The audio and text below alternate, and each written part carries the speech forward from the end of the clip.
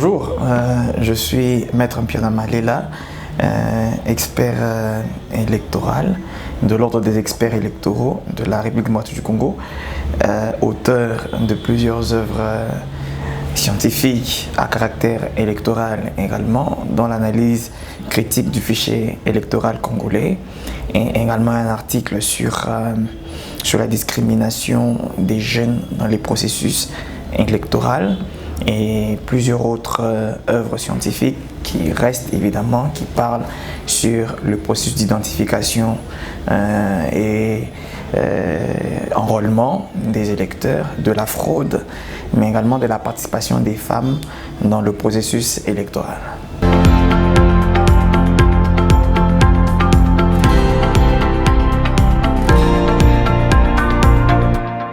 Ce qu'il faut dire, c'est que le processus d'identification et d'enrôlement du premier R a commencé et s'est même achevé.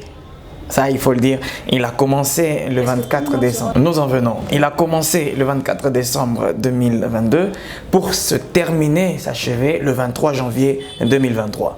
Et à partir du 25 devrait commencer le processus d'enrôlement et d'identification des électeurs de la deuxième ère qui prend le Grand Katanga, je peux le dire ainsi, le Grand Kasaï, couvrir toute cette zone, mais aussi les Congolais à l'étranger, les Congolais vivant à l'étranger, principalement le Canada, la France, l'Afrique du Sud et la Belgique, si je ne me trompe pas. Alors, quant à venir sur la question du fait que est-ce que tout le monde pourra s'enregistrer, vous savez que dans le processus d'identification et d'enrôlement de 2016, qui a bien évidemment organisé les élections de 2018, la province de Kinshasa, par exemple, avait connu 4 millions d'électeurs. Mais suite à la démographie, suite à l'exode rural, il y a un plus grand afflux des personnes qui se sont retrouvées à Kinshasa. Ce qui veut dire que le nombre a doublé. On est passé de 4 millions à 8 millions. En principe, parce que le dernier processus était celui de 2017, Kinshasa était en 2016, il a commencé en 2016, donc 16, 17, 18, 19, 20, 21, 22, ça fait 6 ans, il y a vraiment tout cet afflux-là, sans compter évidemment les Congolais qui étaient à l'extérieur pour des raisons d'études qui sont revenus.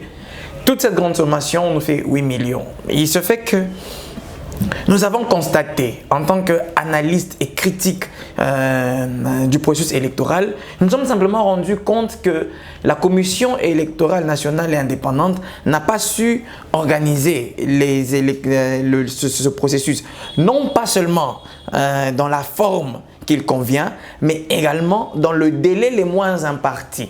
Nous avons pris pour coutume d'organiser les élections en RDC, enfin d'organiser le processus d'identification et élection dans notre pays dans un délai de 3 mois. Le fait que l'équipe de Kadima vienne avec un délai de mois était déjà un signal qui allait évidemment faire obstruction de manière peut-être involontaire aux autres classes. J'ai suivi toujours au niveau de la cuisine interne de la commission, la rapporteure qui a fait une note technique, une note d'observation auprès du président, lui demandant évidemment de prolonger la période du processus d'identification et d'enrôlement.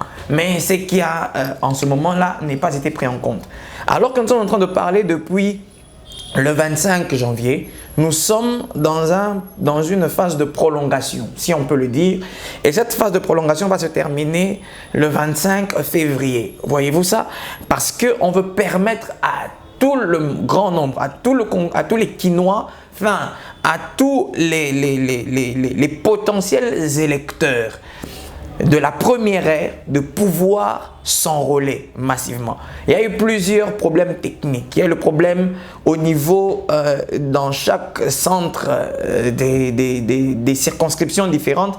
Vous avez suivi avec moi, même au niveau des réseaux sociaux, comment est-ce que la manipulation de l'outil, de la machine, pose un sérieux problème auprès des agents de la commission. Et pourtant, ce sont des meilleurs recrues Il y a eu un concours, il y a eu un test d'admission, il y a eu toute une forme administrative qui a été respectée, mais le résultat sur terrain pose problème. La deuxième chose, c'est le fonctionnement, c'est le dysfonctionnement, j'aimerais mieux le dire ainsi, des machines. C'est-à-dire que les agents de la CENI se retrouvent évidemment en face des machines d'autres machines qui ne fonctionnent pas. Voyez-vous, il y a ce problème-là. Il y a un autre problème qui est vraiment très criant au niveau de l'appareil, au niveau de la commission, c'est lequel? C'est l'ouverture en retard des centres. Voyez-vous ça? L'ouverture en retard des centres. Ça, il faut le dire. Les centres sont censés ouvrir à 7 heures pour fermer à 17 heures. Mais vous avez le premier jour les centres qui ont ouvert à 12 heures. Les centres ont ouvert à 13 heures. Les centres qui ouvrent à 14 heures pour fermer non pas à 17 heures mais à 15h30. Figurez-vous, qu'est-ce qu'on peut attendre de bon là-dessus? Le monnayage, bien évidemment, le monnayage pour participer à ce processus. Le processus d'identification et d'enrôlement des électeurs est gratuit. Ce n'est pas moi qui le dis, c'est la loi qui le dit. Et ce processus, il est gratuit. Mais les agents de la police, les agents de la CENI sont en train de faire monnayer le jeton, sont en train de faire monnayer le retrait de la carte. C'est tout ce problème, c'est tout ça là qui pose problème. Voyez-vous ça? Et ça ne permet pas au grand nombre de pouvoir avancer. Je l'ai dit dans une de mes publications, l'actuelle commission électorale nationale indépendante ne donne pas le goût aux Congolais de participer aux élections. Pas du tout. Il y a plutôt un climat de méfiance. C'est-à-dire qu'on a l'impression que rien n'a changé par rapport au processus passé. On a l'impression que le processus passé était mieux que ce processus-ci. Alors, quitte aux agents de la commission de faire montre du professionnalisme et de créer un climat de confiance pour faire participer un plus grand nombre des électeurs d'enrôler dans chaque circonscription pour avoir évidemment suffisamment de sièges, parce que c'est pourquoi on s'enrôle. Lorsque vous vous enrôlez, vous avez plus de 40, parce que quand vous avez dans une circonscription près de 40 000 électeurs, 40-45 000 électeurs, vous avez un siège. Quand vous avez 50 000, 60 000, 90 000 et 100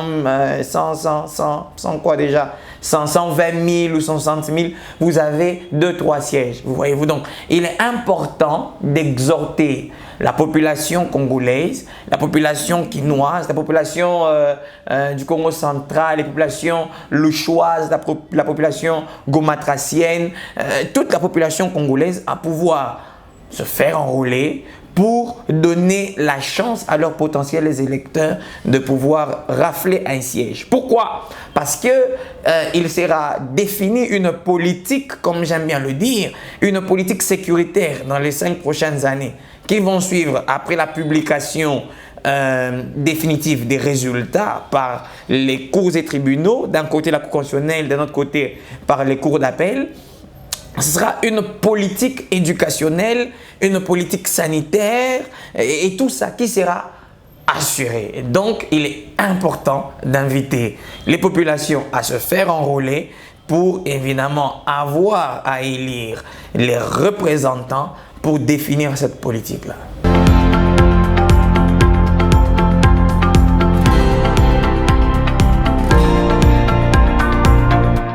Non, je ne dirais plutôt pas que toutes ces critiques nous conduisent directement à grande échelle vers la fraude. Mais il est quand même à noter en tant qu'expert électoral que la fraude nous guette.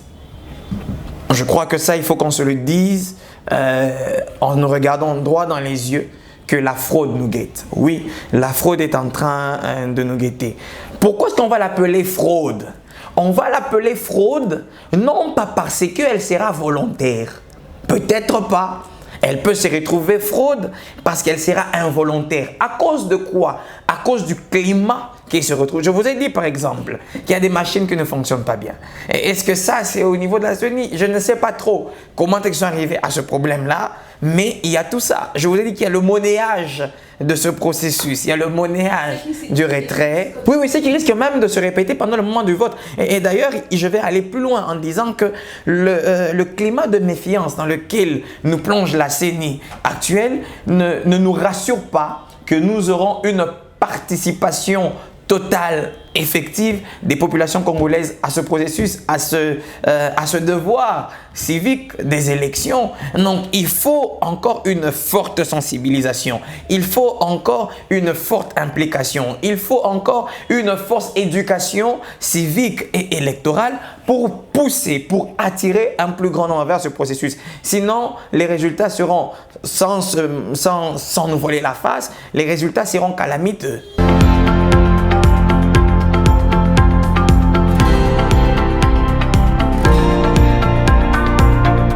Il est certes vrai que l'optique de la prolongation n'est pas celle qui doit être sur la table. Mais je vais le dire comme je l'ai dit au départ.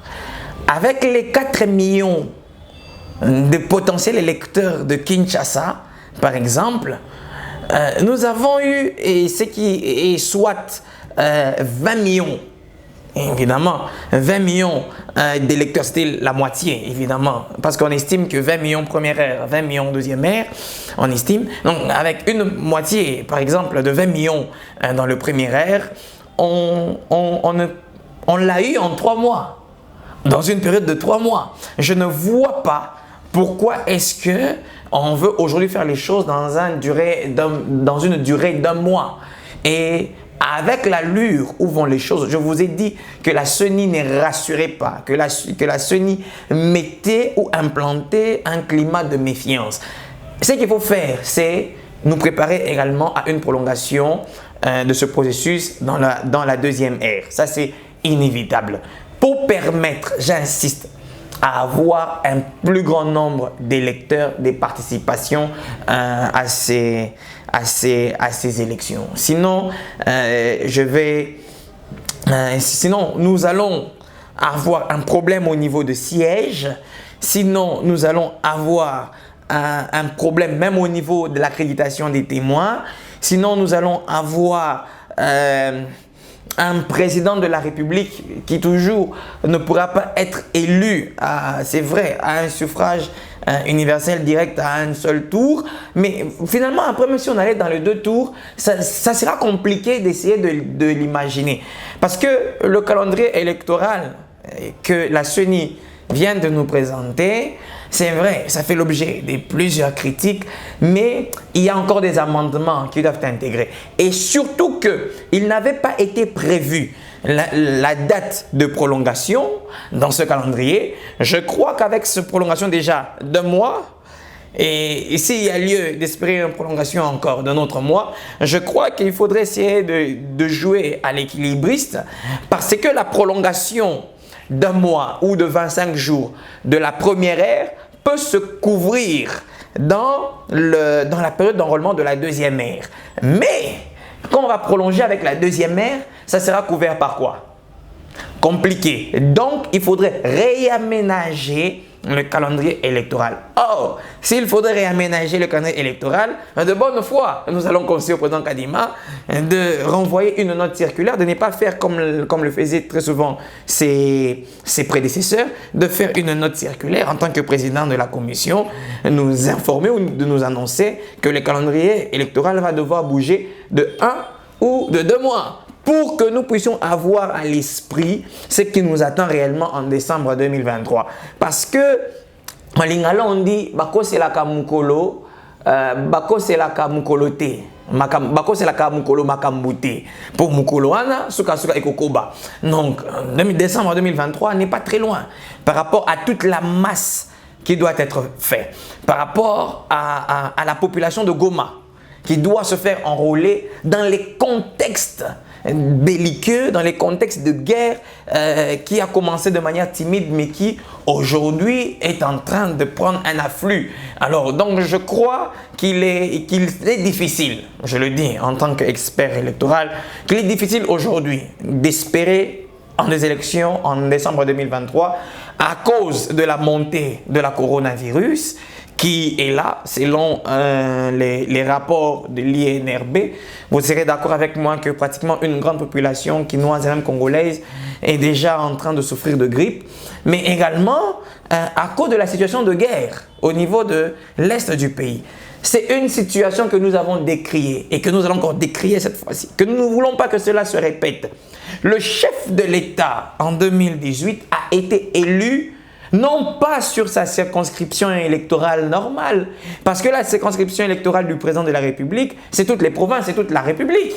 Mais nous avons une exclusion de Beni, Yumbi et Butembo pour des élections de 2018, une exclusion injuste qui n'a pas été adoptée, avalisée par les parties prenantes. On ne veut pas revivre ça maintenant. Ce qu'on demanderait, c'est que la commission ne fasse pas que le jeu politique, qu'elle reste professionnelle, qu'elle voie les défis qui restent à relever, qu'elle voie les contraintes logistiques, qu'elle voie les contraintes financières, qu'elle voie les contraintes politiques aujourd'hui afin de pouvoir nous dire déjà à quoi devrions-nous nous attendre. Parce que la République démocratique du Congo et les Congolais que nous sommes, nous n'attendons pas que des élections, non, que la commission ne se trompe pas. Nous attendons des bonnes élections, ça veut dire des élections libres, transparentes, des élections crédibles et démocratiques surtout. Ce sont les bases, les fondamentaux d'une bonne élection. Sinon, on va aller à des élections.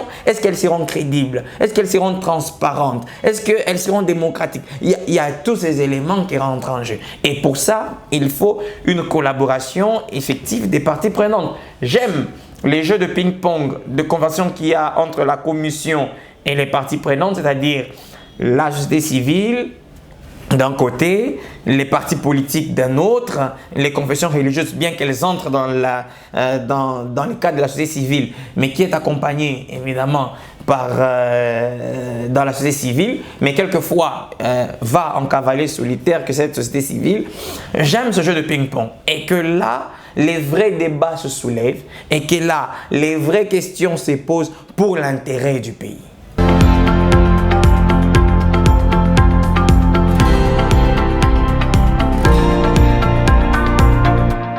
Je venais de le dire, il est très difficile de pouvoir situer aujourd'hui le contexte électoral parce que je crois que la volonté du président de la République, Félix-Antoine Tshisekedi Tshilombo, serait d'organiser les élections dans les délais légaux. En tout cas, ça il faudrait rester dans la Constitution, organiser les élections dans les délais légaux. Mais s'il arrivait que ce délai légal ne soit pas respecté, on sera obligé d'aller dans un glissement. Mais ça ne sera toujours est quand même pas très élégant d'aller quand même en glissement dans le premier mandat. D'où je crois et je reste ferme que nous allons avoir des élections en décembre 2023 et nous invitons toute la population congolaise à s'enrôler massivement et à s'attendre à ces élections qui auront lieu selon évidemment le calendrier de la CENI, qui est l'organe compétent d'organiser les élections, dans laquelle nous devons y accorder tout notre crédit.